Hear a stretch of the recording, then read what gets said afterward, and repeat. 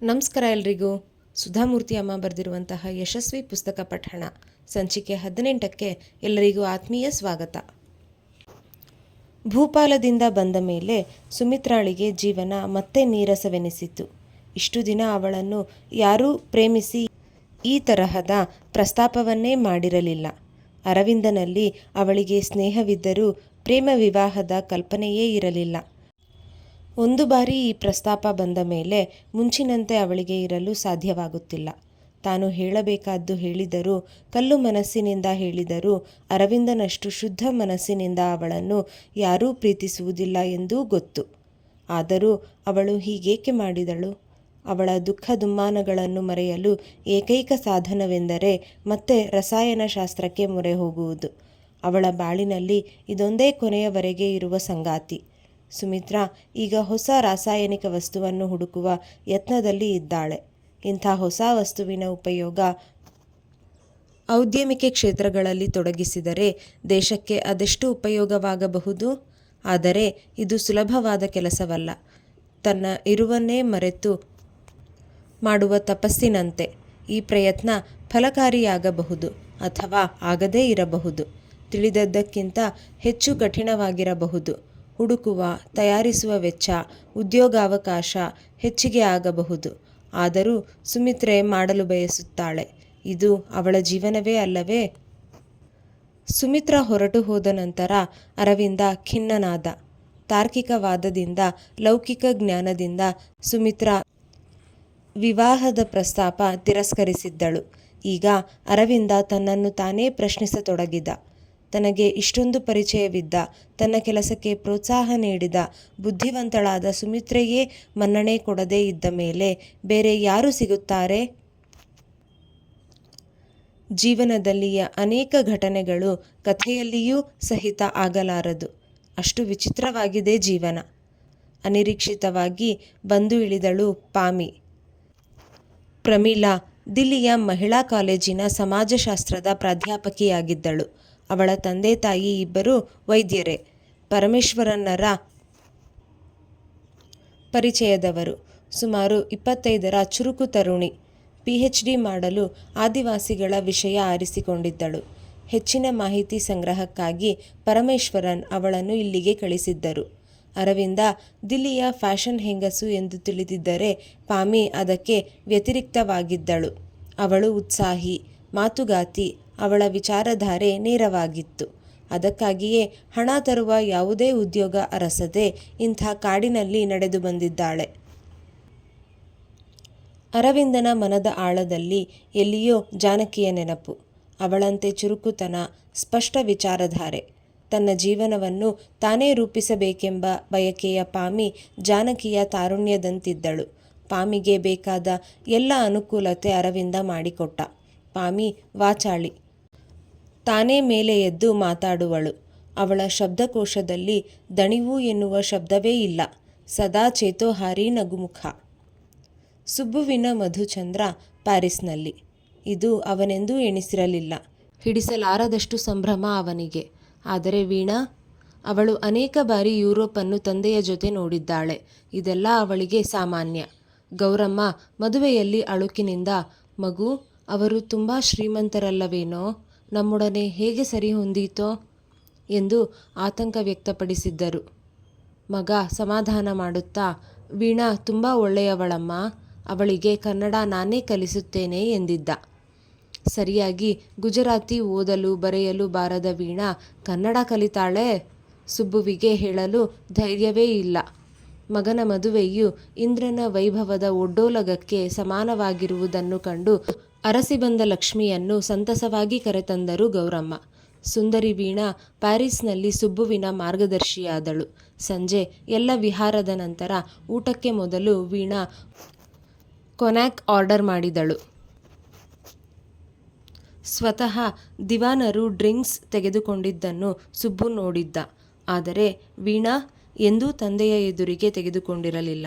ದಿಲ್ಲಿಯ ಮಿರಾಂಡಾ ಹೌಸಿನಲ್ಲಿ ಬೆಳೆದ ಸ್ವಚ್ಛಂದದಿಂದ ತಿರುಗಿದ ಶ್ರೀಮಂತ ಕುಮಾರಿಗೆ ಹೈ ಸೊಸೈಟಿಯ ಅನೇಕ ರೀತಿ ನೀತಿಗಳ ಪರಿಚಯವಿತ್ತು. ಸುಬ್ಬುಗೆ ಇದು ಶಾಕ್. ಅವನು ಬೆಳೆದ ಪರಿಸರದಲ್ಲಿ ಅವನಿಗೆ ಗೊತ್ತಿದ್ದ ಸ್ನೇಹಿತೆಯರೆಲ್ಲ ಉತ್ತರ, ಜಾನಕಿ, ಸುಮಿತ್ರಾ, ಯಾರೂ ಈ ತರಹದವರು ಇರಲಿಲ್ಲ. ಆದರೆ ವೀಣಾ ತಾಯಿ ಇಲ್ಲದೆ, ತಂದೆಯ ಅಂಕೆ ಇಲ್ಲದೆ, ಹಿರಿಯರ ಕಡಿವಾಣವಿಲ್ಲದೆ ಸಿರಿವಂತಿಕೆಯ ಅಮಲಿನಲ್ಲಿ ಬೆಳೆದವಳು. ಮದುವೆಗೆ ಮುಂಚೆ ಇದನ್ನೆಲ್ಲ ಕೇಳಬೇಕು ಎನ್ನುವುದು ಅವಳಿಗೂ ಸುಬ್ಬುವಿಗೂ ಗೊತ್ತಿರಲಿಲ್ಲ. ಇದು ಗೊತ್ತಿದ್ದರೂ ಸುಬ್ಬಣ್ಣ ವೀಣಾಳ ಮದುವೆಯಾಗುತ್ತಿದ್ದನೋ ಏನೋ. ಡಿಯರ್, ನೀವು ಯಾವುದೇ ಡ್ರಿಂಕ್ಸ್ ತೆಗೆದುಕೊಳ್ಳುವುದೇ ಇಲ್ಲ? ನನಗೆ ಅದು ರೂಢಿಯಿಲ್ಲ. ಮುಖದ ಮೇಲೆ ನಗೆಯನ್ನು ಎಳೆದು ತಂದು ಹೇಳಿದ.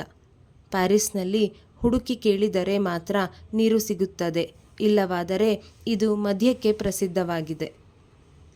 ವೀಣಾ ಮಾಂಸಾಹಾರಕ್ಕೆ ಆರ್ಡರ್ ಮಾಡಿದಾಗ ಗುಜರಾತಿಗಳು ಸಾಧಾರಣವಾಗಿ ಶಾಕಾಹಾರಿಗಳು ಅಲ್ಲವೇ ಎಂದ ಸುಬ್ಬು. ನನಗೂ ಮೊದಲು ರೂಢಿ ಇರಲಿಲ್ಲ. ಆದರೆ ವಿದೇಶ ಪ್ರವಾಸದಲ್ಲಿ ತೀರಾ ಶಾಕಾಹಾರಿ ಎಂದರೆ ಕಷ್ಟವಲ್ಲವೇ?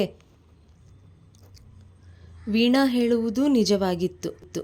ಆದರೆ ಆರ್ಥಿಕವಾಗಿ ಕೆಳವರ್ಗದಿಂದ ಬಂದ ಗೊಡ್ಡು ಬ್ರಾಹ್ಮಣ ವೀಣಾಳನ್ನು ಮದುವೆಯಾದ ಕೂಡಲೇ ಬದಲಾಯಿಸಲು ಸಾಧ್ಯವೇ? ಅದಕ್ಕೂ ವೇಳೆ ಬೇಕಲ್ಲ. ವೀಣಾ, ಸುಬ್ಬು ವಿದೇಶ ಪ್ರಯಾಣ ಮುಗಿಸಿ ಬಂದ ನಂತರ ಬೆಂಗಳೂರಿಗೆ ಬಂದರು. ನಕ್ಷತ್ರದಂತಹ ಸೊಸೆಯನ್ನು ಎಲ್ಲರಿಗೂ ತೋರಿಸಬೇಕೆಂದು ಗೌರಮ್ಮನ ಹಂಬಲ. ಕಳೆದ 6 ವಾರಗಳಲ್ಲಿ ಸುಬ್ಬು ವೀಣಾಳನ್ನು ಅರಿಯಲು ಯತ್ನಿಸಿದ. ಹಿಂದೆ ಸುಬ್ಬು ತನ್ನ ಬಾಸ್ನ ಬಲಾಬಲ ನೋಡುತ್ತಿರಲಿಲ್ಲವೇ? ಅದೇ ಅಭ್ಯಾಸ. ಆದರೆ ಬಾಸ್ ಬೇರೆ. ವೀಣಾ ವ್ಯವಹಾರಿಯಲ್ಲ, ತಂದೆಯಂತೆ ಮುತ್ಸದ್ದಿಯಲ್ಲ, ಸಮಯ ಸಾಧಕಿಯಲ್ಲ, ಸೋಮಾರಿ ಬುದ್ಧಿವಂತೆಯಲ್ಲ, ನೇರ ಮಾತಿನ ರಾಜಕೀಯ ತಿಳಿಯದ ಯುವತಿ, ಹಠಮಾರಿ. ಇಲ್ಲವಾದರೆ ತಂದೆಯ ಕಾರುಬಾರು ಅವಳೇ ನೋಡಿಕೊಳ್ಳಬಹುದು. ತನ್ನ ಸುತ್ತಲೂ ರಚಿಸಿದ ಹೈ ಸೊಸೈಟಿಯ ಮೌಲ್ಯದ ಬೇಲಿಯಲ್ಲಿ ಹೆಚ್ಚು ವಿಚಾರ ಮಾಡದೆ ಸುಖಜೀವನ ನಡೆಸುತ್ತಿದ್ದಳು. ಅವಳಿಗೆ ತಂದೆ ಎಂದರೆ ದೇವರು. ಅದಕ್ಕೆ ತಂದೆ ಆರಿಸಿದ ಹುಡುಗನನ್ನೇ ಮದುವೆಯಾಗಿರಬಹುದು. ಅವಳ ದೃಷ್ಟಿಯಲ್ಲಿ ತಂದೆ ಎಂದೂ ತಪ್ಪು ಮಾಡಲಾರರು. ಗೌರಮ್ಮ ಸಂಜೆ ಆರತಿಯನ್ನು ಇಟ್ಟಿದ್ದರು. ಭಾಷೆ ಬರದ ವೀಣಾ ಮೌನಿ, ಸುಬ್ಬುವೇ ದ್ವಿಭಾಷಿ. ಸೊಸೆಗೆ ಹಸಿರು ಬಣ್ಣದ ಮೈಸೂರು ಸಿಲ್ಕ್ ಕೊಟ್ಟಾಗ ವೀಣಾ ಯಾವುದೇ ಭಾವನೆ ತೋರಿಸಲೂ ಇಲ್ಲ, ಉಡಲೂ ಇಲ್ಲ. ರಾತ್ರಿ ಊಟವಾದ ನಂತರ ಸುಬ್ಬುವಿಗೆ, ನಾನು ವಿಂಡ್ಸರ್ ಮ್ಯಾನರ್ಗೆ ಬೇಗ ಹೋಗಬೇಕು, ನಾಳಿನ ಫ್ಲೈಟ್ಗೆ ಹೊತ್ತಾಗಬಾರದಲ್ಲ ಎಂದು ಒಂದೇ ಮಾತಿನಲ್ಲಿ ಹೇಳಿದಾಗ ಸುಬ್ಬು ಅದರ ಅರ್ಥ ಸರಿಯಾಗಿ ಮಾಡಿಕೊಂಡ. ಅತ್ತೆಯ ಮನೆಯಲ್ಲಿ ವೇಳೆ ಕಳೆಯುವುದು ಅವಳಿಗೆ ಇಷ್ಟವಿಲ್ಲ.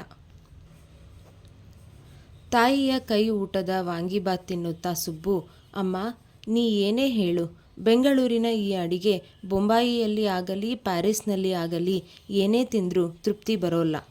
ಮಗು, ಇದೇನು ಕಷ್ಟದ ಕೆಲಸವಲ್ಲ. ಬೇಕಾದ್ರ ಕನ್ನಡದಲ್ಲಿ ಬರೆದು ಕೊಡ್ತೀನಿ, ಪುಡಿ ಮಾಡಿ ಕೊಡ್ತೀನಿ, ನೀನು ವೀಣಾ ಕೈಯಿಂದ ಮಾಡಿಸಬಹುದು.